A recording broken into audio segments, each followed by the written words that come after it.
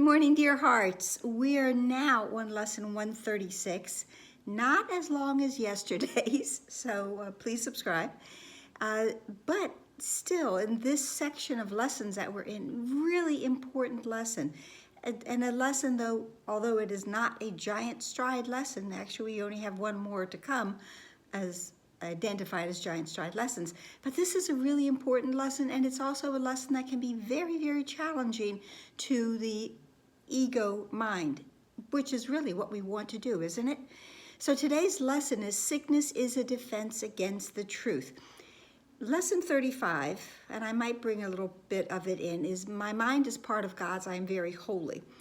And in that lesson it talked about establishing our true identity, the one with the big I. The true identity of who we are does not deal in sickness. Our true self is whole and holy and healthy and healed, Janitism. But we do not usually believe that that is who we really are. So, no one can heal. Sickness is a defense against the truth. No one can heal unless he understands what purpose sickness seems to serve. For then he understands as well its purpose has no meaning. Being causeless and without a meaningful intent of any kind, it cannot be at all. Sickness comes from the ego mind.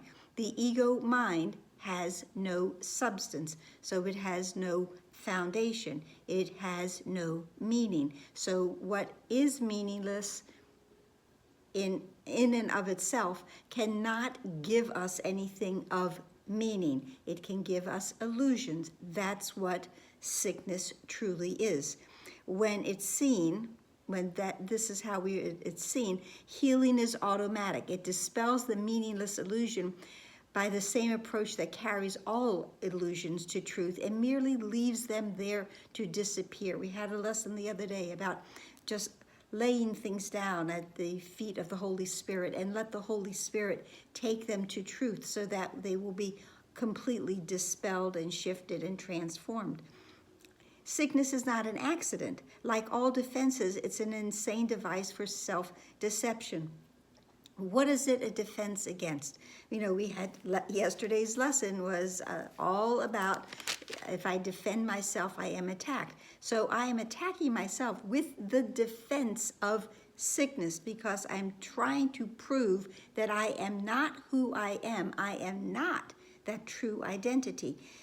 It is a self-deception because if I believe in sickness, then I cannot believe that I am the sinless, guiltless, perfect child of God. I cannot possibly be that. I believe I am a body because bodies get sick. Defenses are not unintentional. They are secret magic wands you wave when truth appears to threaten what you would believe. If I am coming to an awareness that I am not this body, and you are not, and remember that, it'll come in handy soon, then I have to come up with a way to escape this threatening thought that will change and shift everything that I currently believe in. And sickness is my defense. I can say, oh, I can't deal with this right now. I'm not well. I have a cold. I have a migraine. I need to get out of here. And then I can escape from the truth.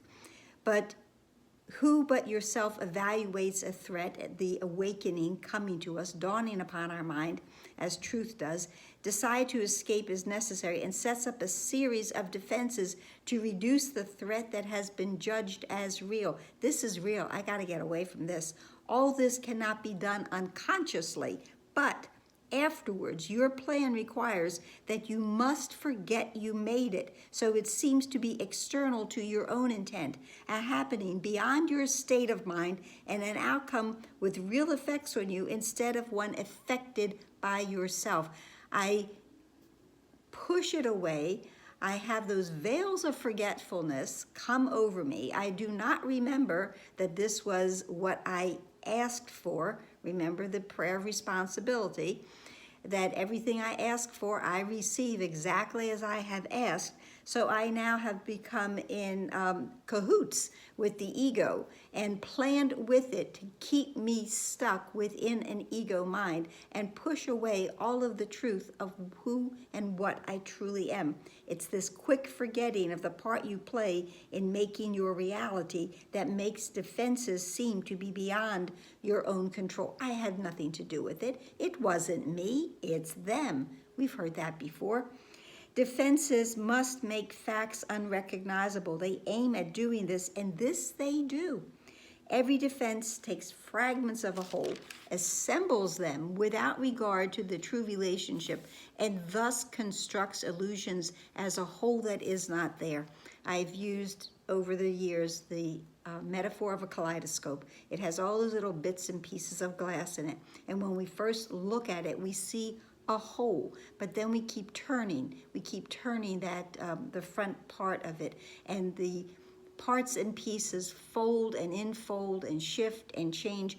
We never can come back to the original view that we had of all those little pieces of glass. It has changed, and it has changed forever.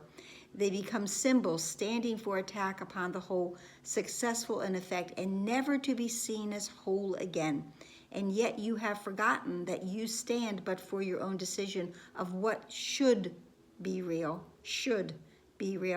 to take the place of what is real. Sickness is a decision. It's a choice you make, a plan you lay, when for an instant truth arises in your own deluded mind, and all your world appears to totter and prepare to fall. If I could understand, if I realized who I am, what I know is everything would change, and I am not ready for that change. I must retreat from it. I have a defense. It's the body, and the body will get sick and give me an excuse to retreat. What do most of us do when we don't feel well? We retreat, we go away, we go to bed, we ask for hot tea and soup. We want to prove to ourselves that I'm just this body, I'm nothing more than that. I have no real power, because it proves the body is not separated. How do you think that sickness can succeed in shielding you from truth? Because it proves the body is not separate from you, and so you must be separate from the truth. For see, this dust, remember with yesterday's lesson, what would I value? Would I value this little pile of dust and water if I saw it as that? You see, this dust can make you suffer, twist your limbs, and stop your heart, commanding you to die and cease to be. If I don't realize that my mind is part of God's, and I am indeed very holy. So this body, thus is the body stronger than truth. Great lesson. And so the body is more powerful than everlasting life, heaven more frail than hell, and God's design for the salvation, the freedom, the happiness of his Son, opposed by a decision stronger than his will. His Son is dust, and the Father, incomplete and chaos, sits in triumph over God's throne. But such is your planning. But remember from yesterday's lesson that a healed mind does not plan. This planning is not of a healed mind. This planning for our demise is from the ego mind, which is not healed. God knows not of your plans to change his will. The universe remains unheeding of the laws by which you thought to govern it. It does not, the universe does not change because of our belief in a law of death. And heaven has not bowed to hell, nor life to death. You can but choose to think you die, or suffer sickness, or distort the truth in any way. What is created is apart from all of this. I am as God created me, and this indeed is another way of seeing and looking at that lesson. Defenses are plans to defeat what cannot be attacked. What is unalterable cannot change, and what is wholly sinless cannot sin. Such is this simple truth. So we cannot sin. We are whole. Truth, and the truth of that merely waits to give you happiness, for such is its purpose. Perhaps it sighs a little when you throw away its gifts of everlasting life, and yet it knows with perfect certainty, the truth knows, God knows, that what God wills for you must be received. Perhaps today, perhaps tomorrow, but it will certainly be received. For time is but another meaningless defense that you made against the truth. Yet what it wills is here, what God wills is here, and you remain as He created you. Our practicing is twice a day, 15 minutes, as we have been doing. We go into our meditation. It doesn't say that. And truth will come, for it has never been apart from us. We have these lines to go into our meditation. Sickness is a defense against the truth. I will accept the truth of what I am and let my mind be wholly healed today. And then it tells us healing will flash across your open mind as peace and truth arise to take the place of war and vain imaginings, a war against ourself, the vain imaginings of death that we think is real. Now is the body healed because the source of sickness has been opened to relief. Remember, the body only follows what it is told. In and of itself, it is nothing. So who is pulling the strings? If I'm allowing the ego to be the one in charge of this body, it will be sick. If I turn this body over to the Holy Spirit, indeed it will be healed. And you will recognize that you practiced well by this. This is how we know. The body should not feel at all. If you have been successful, there will be no sense of feeling ill or feeling well, of pain or pleasure. No response at all is in the mind of what the body does. Its usefulness remains and nothing more, which I already referred yesterday, I believe, to lesson 294, that my body is a wholly neutral thing, and it is here to serve a while, and when that is over, we release it. The body's health is fully guaranteed because it is not limited by time, by weather, or fatigue, by food and drink, or any laws you made to serve it before. You need do nothing now to make it well, for sickness has become impossible when I turn my mind over to the Holy Spirit. My mind is healed, and therefore my body is also. So it is well. So yet this protection needs to be preserved by careful watching. If you let your mind harbor attack thoughts, yield to judgment, or make plans against uncertainties to come, you have again misplaced yourself and made a body identity which will attack the body, for the mind is sick. The mind is then still sick. Give instant remedy should this occur by not allowing your defensiveness to hurt you longer. Do not be confused about what must be healed, but tell yourself, I have forgotten what I really am, for I mistook my body for myself.